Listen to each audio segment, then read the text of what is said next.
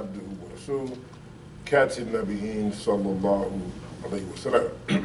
That is, I give open and sound witness that nothing is worthy of worship except Allah is one along with our partners and associates. And I also give open and sound witness that Prophet Muhammad is his slave, servant, messenger, and seal the Prophet. Peace be upon the Prophet, upon his descendants, upon his companions, and upon the righteous throughout the world. And peace be unto you.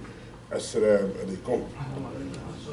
We are forever thankful to Allah, highly glorified as He for once again allowing us to unite for this wonderful part of the day, this Jumu'ah, the Salat of Jumu'ah, by which we come to praise Him, to seek His aid, ask for His forgiveness, and to beg for His mercy. He clearly tells us how important mercy is. He says that His mercy exceeds His wrath. And every surah in the Quran except one begins with that attribute. It begins Bismillahir Rahmanir Rahim, with Allah's name, the merciful benefactor, the merciful redeemer.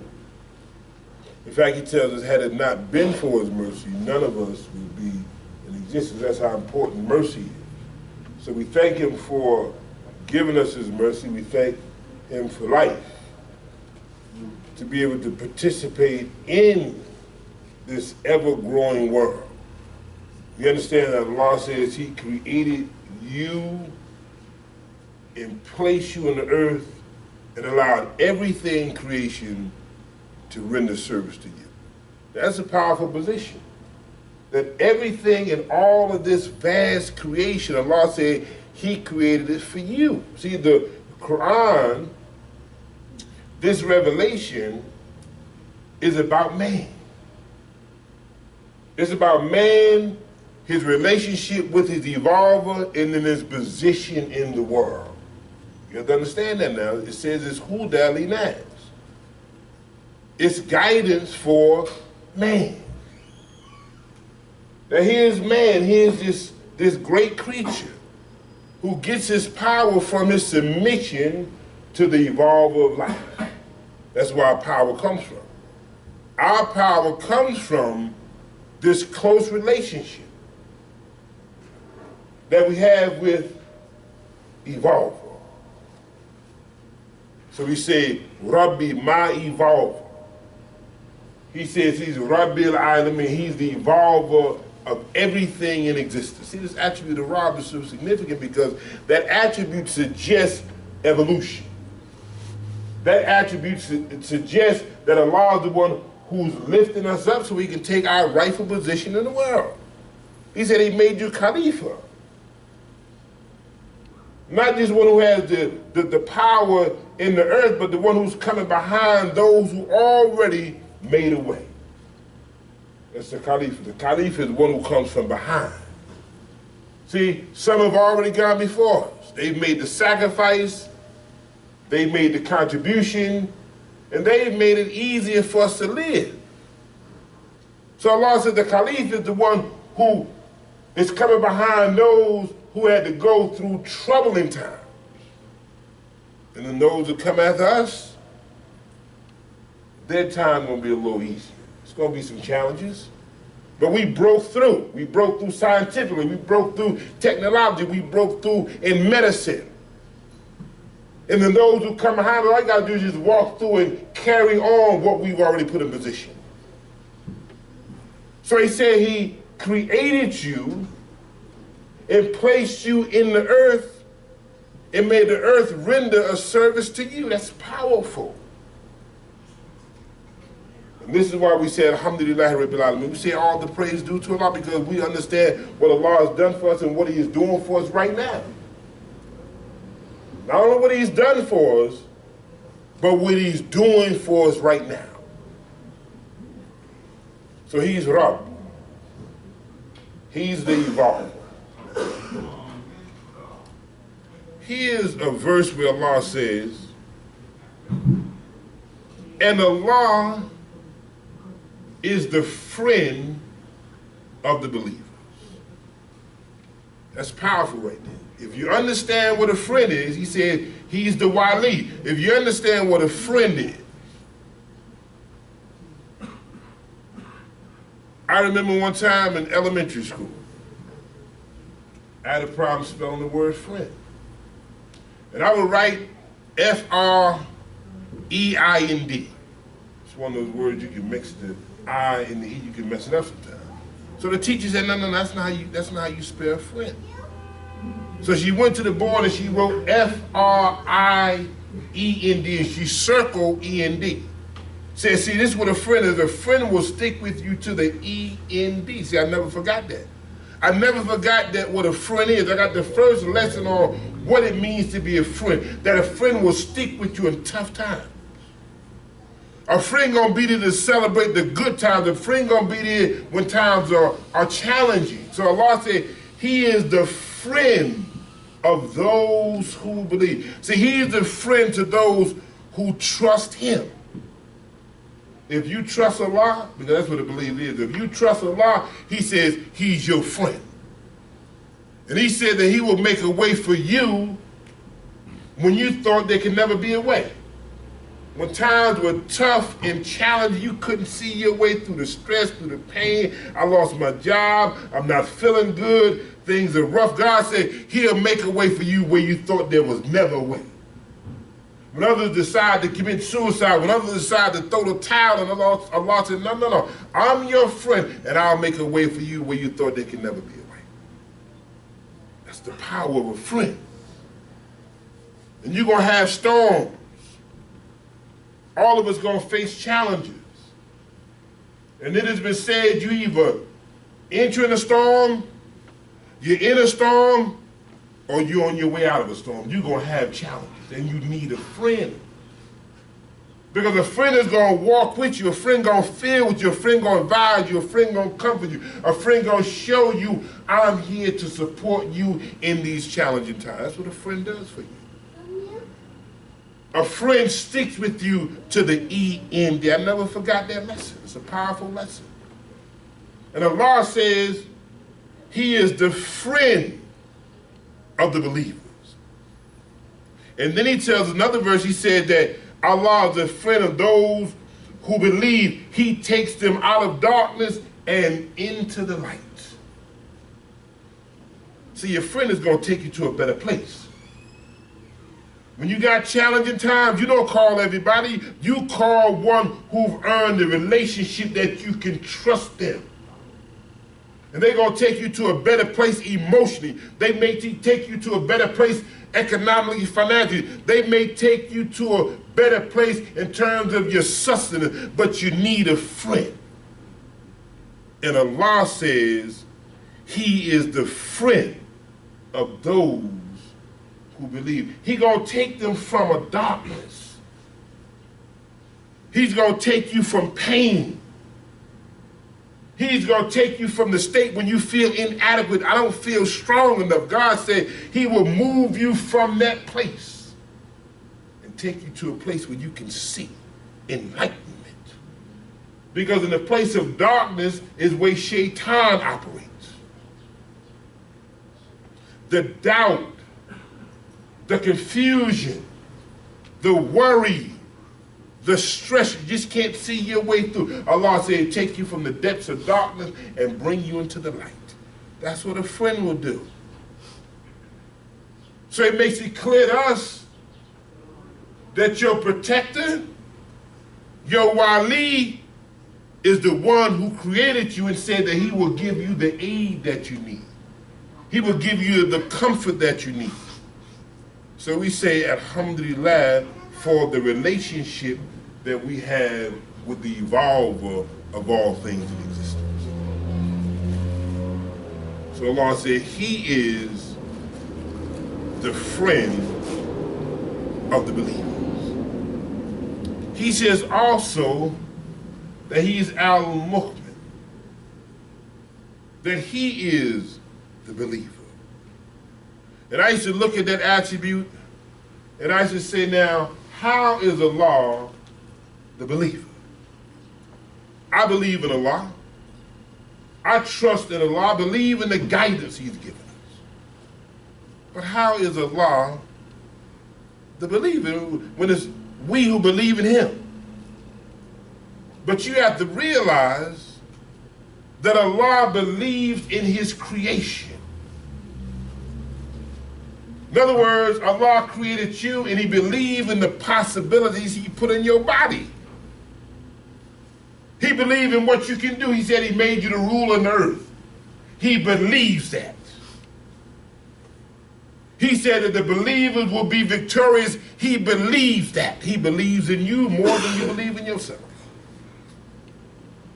Because Allah knows what's possible for you. So he said he's the believer. He believes in his creation. Know that Allah believes in you. And when he created you, he gave you everything you would need to make it in the world. Everything you need, you already got. What you need to live out your destiny, what you need to live out your role and function in life, Allah gave it to you. So you should move in the world feeling inadequate, feeling less than, feeling that you are lacking in anything. Everything you need for your life, Allah gave you. Now, in order to get the most from it, you have to believe that Allah gave it to you. And what you don't have, it wasn't meant for you. That's why we can't lose ourselves in looking up and admiring what other people have.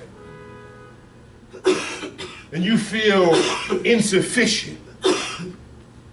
What they have is what Allah gave them. And what they have is based upon what they work for. Allah says, man get nothing but he strive for. Well, they say inside the intimate side. He said, man gets nothing but what he strives for.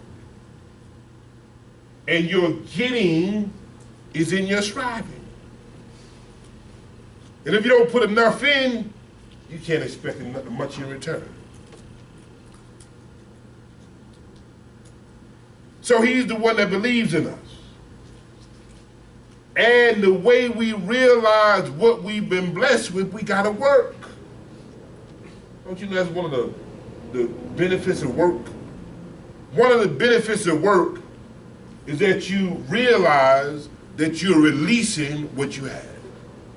See, the person that doesn't work, the person that's not engaged in activity, they're never able to realize what they've been blessed with.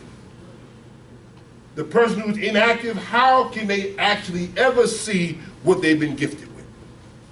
Those who realize and release their potential is those who engage in work, whether it's work in terms of a job, whether it's work in terms of athletics, whether it's work in terms of mental capacity. If you're not engaged in using up yourself, you'll never realize what Allah bless you. That's why Allah says, work you in your place. Here's a verse from the Quran where Allah says, Inna hadiha ummatukum ummatu wahid wa anna rabbikum fa'abudun. Verily this ummah of yours is one ummah, one community, and I am your evolver, therefore serve me.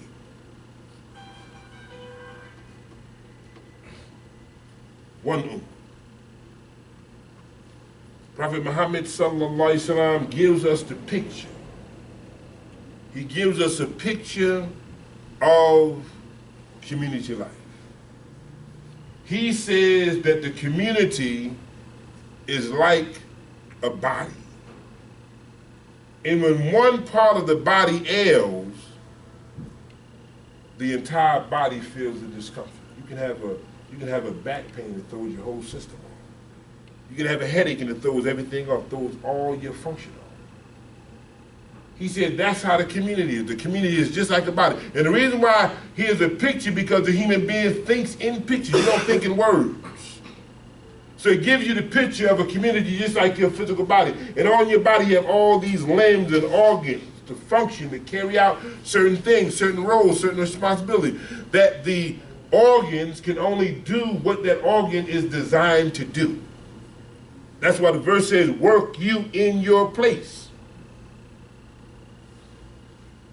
Community life, the members of the community have to find a place to go to work. And when you find your place to go to work, then you begin to add to life. Work in your place is just like the organs in your body. See, the only thing the liver can do is only what the liver has been destined to do. The liver can't do what the kidney does. The liver can only do what the liver has been designed to do. And each member in the community must find its role and then work in that role to add, to grow and evolve community life. If you have no community life, you're ineffective. Allah says this is one ummah. You have to see yourself as a community with business life, with social life, with political life, with medical life, with financial life, with cultural life. See, if you don't see yourself as a community, you can't be effective in the world. Allah said, verily this ummah of yours is one ummah, and I am your evolver. Therefore, serve me. That's a major problem for man. He serves everybody else but Allah. Now you have to understand now, if this wasn't a problem for man, Allah would not put it in the Quran. When he says, therefore serve me, that you don't get into personality worship. You don't get into other people. You don't worship people. You don't worship things. You don't worship possession. You worship nothing but Allah. Therefore, serve me. Why? Because when you worship anything other than Allah, you've lost your focus. And when you lose your focus, you lose your power. Allah said, verily this ummah of yours is one ummah, and I am your evolver. Therefore, serve me. When we hear the adhan, don't you know we're talking about how you grow community life? And that community life has to first have something that is moving towards. So our day begins with this powerful call with one phrase, powerful phrase. You start your day off with a powerful phrase, a powerful statement. Allahu Akbar. You know how heavy that is right there? That whatever you face with as an individual, whatever you face with as a family, whatever you face with as a community, you remember Allah is bigger than that. He's bigger than my problems. He's greater than my pain. And when I submit my will to him, then I begin to grow into greatness as a human being. Your day don't start off in depression. Your day starts off when you hear the call, Allahu Akbar. That lifts your spirit. Allah is greater than whatever I'm faced with. Allah is bigger than that. He's bigger than the job I just lost. You know, people, they shoot people and kill people because they lost a job. They put their faith in a job. They get depressed and get overwhelmed that I can't see myself moving past not having this job. I can't see myself moving past not having this relationship. We're reminded Allah is greater than whatever we face with. And if you move in the world with that ideal, you're strong. Because I'm submitting my will to greatness. And when I submit my will to the greatest force in life, I have to grow into greatness as a human being. I can't be weak. I'm submitted to Akbar. And then we move on with that call. Ashhadu an la ilaha illallah. I bear witness that there's no force, no power, no being, no nothing greater than Allah himself. La ilaha illallah. There's no force, there's no power, there's no being, there's no money, there's no possession, there's no personality that's greater than the bond I should have with the one who sustains my life. I bear witness to that. This is how you grow up an individual. You grow up an individual, he moves on and become a great asset to the world because he's free. He's not in bondage. He's disconnected himself. Because you understand the power of being able to say la. You know what that is right there? When you say la, you say no. See, man's problem is always feeling he has to give in. Our faith begins with the power of being able to say no. There's no force, no power, no being that is worthy of my worship other than Allah. That's a free being right there. And when you declare your faith, you're really declaring your freedom. That I'm not in bondage. I submit my will to Akbar. I'm growing up. I'm releasing shackles. I'm releasing the psychological shackles. I'm releasing the economical shackles. I'm releasing the fad shackles. I'm free. I'm a slave servant of Allah. And that slave servant must position himself in the world as the one who is following the leadership of Muhammad the Prophet sallallahu alaihi wasallam, who shows us what it means to be a human being. We said Muhammad is the messenger of Allah. He brings a message showing us how to be human. You know, that's one of the major problems in the world. They lost the ideal identity of a human being. They don't understand what a human is. So they got all kind of names for people. The messenger delivers a message that shows us how to function effectively in the world as slave servants of Allah. Ashhadu an la ilaha illallah wa ashhadu anna Muhammadan Rasulullah. This is how we start our day. Here's the clarity. If you remember when you hear this call, clarity, Allah's Akbar. And when you understand that you go in the world with this idea that, look here, whatever I'm faced with, I have to understand in the back of my mind, I understand in my consciousness, Allah is bigger than this. Because he know you're going to have challenges. That man and woman are going to have challenges they face every single day. And he reminds us through this call that he's bigger than the challenge. And if we accept that idea, then we can work our way through. We can work our way through with strength, with the right spirit. Because we understand Allah say He is the protecting friend of the believers. He's going to make a way for you where you thought there could never be a way. I don't care what you face. You have to trust that. Trust that. He said He believes in you. Allah said He won't forsake you. He's not going to abandon you. And some things you may go through, it may be what you need to take you to the next level. See, our experiences help us to grow. And we don't have the right perception of the experience. We don't look at the experience right. We can get overwhelmed. But the experience helps us to grow. Because the Hadith clearly tells us that what has befallen us was not meant to pass us by. And what has passed us by was not meant to befall. You can't get past it. If Allah is in control of everything, nothing happened except by His permission, then you have to look at your challenge and say, how do I grow from this? What is the sign? Because Allah clearly tells us all throughout the creation and within yourself are signs. Those ayats and those ayats are leading and pointing towards something. See, some people miss the lesson. The sign is a directive. It's pointing towards something. It may be pointing towards something greater than what you see right at hand.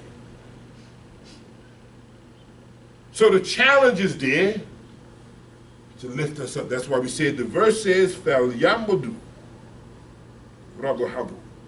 He says, and I am your evolver. He's going to lift you up. If you don't have the challenge, you can't grow. That's why he said he created man to face difficulty.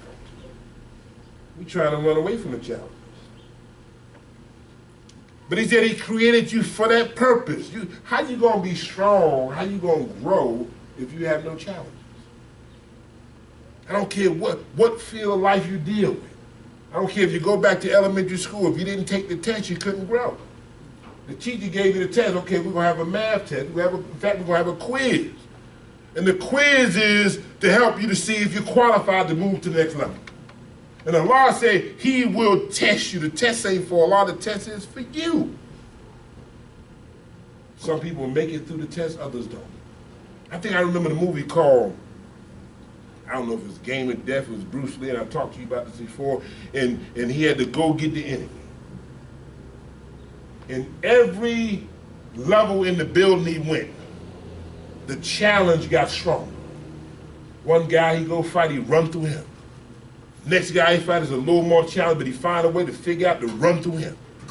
He's figuring out, how do I work through these oppositions? And then he get to a big challenge. He got to face Kareem Abdul-Jabbar. He gets up to the highest floor. He this big, Kareem Abdul-Jabbar this big. He got to figure, how do I take down this force? I got to work my, see, I'm on a mission. I got to reach my destiny, and this challenge is blocking my progress. I got to find a way to work through this. He had to look up and size Kareem up and take him down. And then when he took him down, he was able now to pursue towards his destiny. That's what life is. As you grow in life, you're going to be faced with all kinds of challenges. You say I had no challenge yet, but if you live long enough, you will have some. Trust me. If you live long enough, you're going to be faced with some challenges, because Allah said that's what He created you for. You can't properly serve Him if you're not challenged to build up muscle, to build up emotional muscle, to build up spiritual muscle, to build up intellectual capacity. So Allah says He challenges you because He wants you to be strong. That's why people like sports, because they like the competition of being prepared to take on a challenge and win. See, Allah wants you to win. It's not in His will for the believer to be defeated. He said that the believers will be victorious. Allah wants you to win. And all through your life, He's preparing you for victory. ربنا آتنا في الدنيا حسنة وفي الآخرة حسنة وإن كان عذاب.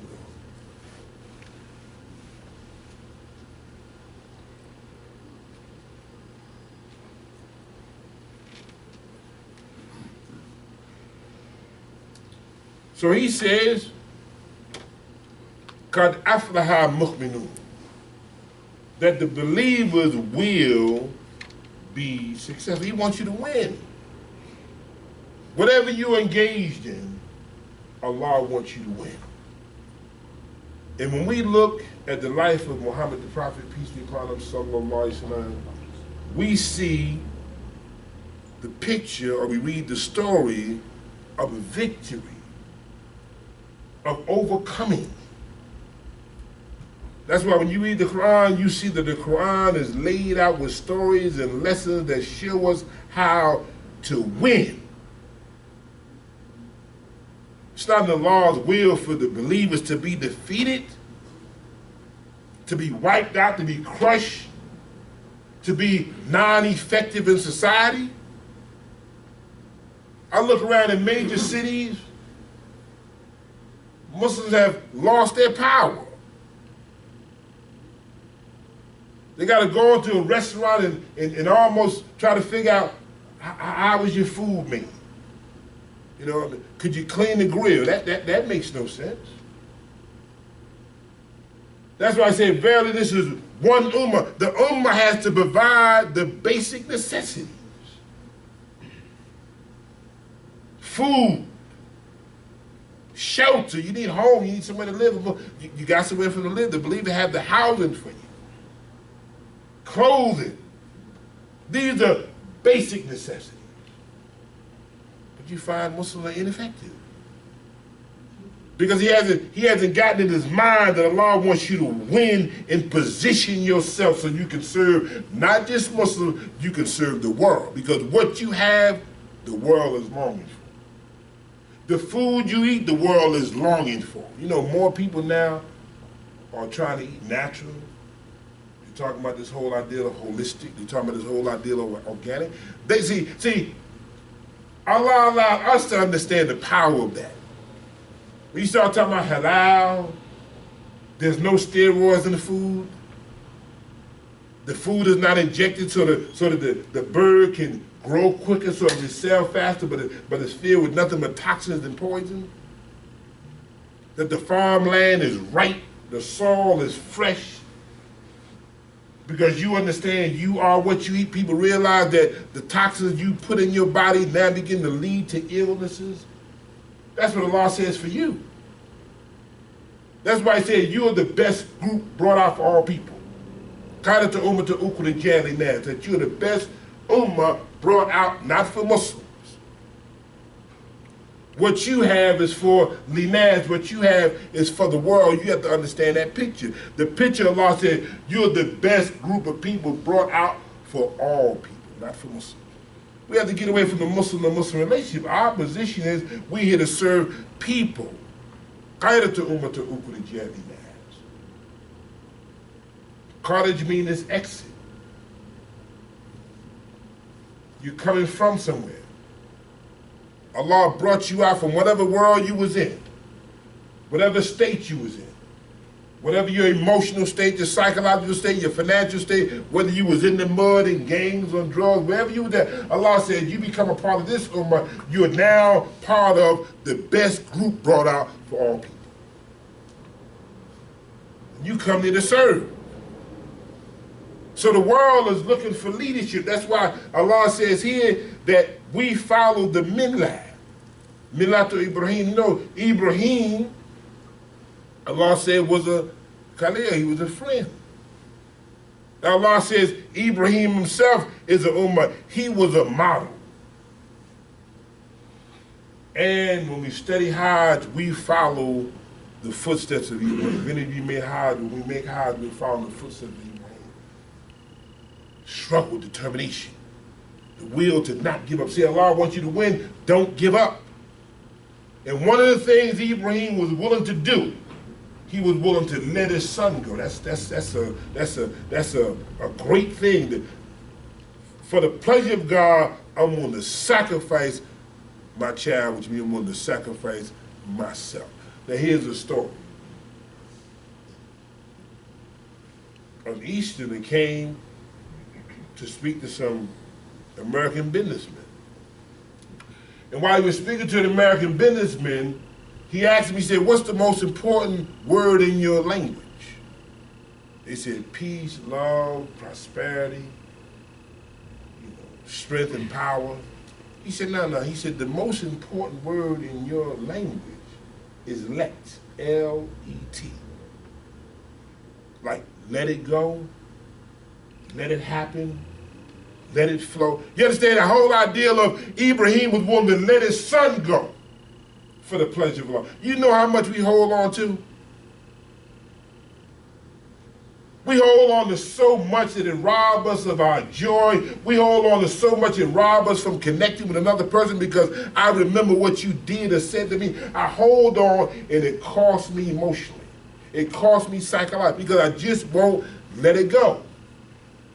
There's a powerful thing about this whole idea of decluttering. Muhammad the Prophet said that the community is like a body. There's certain things you got to let go. That's why Allah gave you a system of releasing the food after the food done did its job. After you've got the nutrients from the food, you have to let it go. So Allah gives you the process of releasing defecation. It's waste. And most people carry waste around. Emotional waste. Psychological, I don't like you. In fact, I hate you. They're angry, they're bitter. They got a lot of resentment.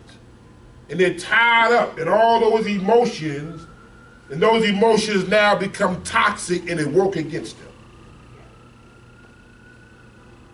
So if you want to grow and evolve as a healthy community, there's certain things you got to let go. If you want to be a healthy community, he said, verily this ummah is one ummah and I am your evolver. You can't grow holding on to waste. That's why the baby cries. The baby cried because the baby said, I got this waste on me. Mommy, please remove this waste from my body. This waste is discomfort. So the baby cries and says, help me out. This waste is troubling my spirit. If you want to grow as a one ummah, a healthy community, a healthy group of people serving Allah, how to glorify the, we have to let go so that we can grow and take our rightful position in the world. Peace be unto you. Assalamu alaikum. Become a Allahu Akbar, Allahu Akbar. Ashhadu an la ilaha illallah.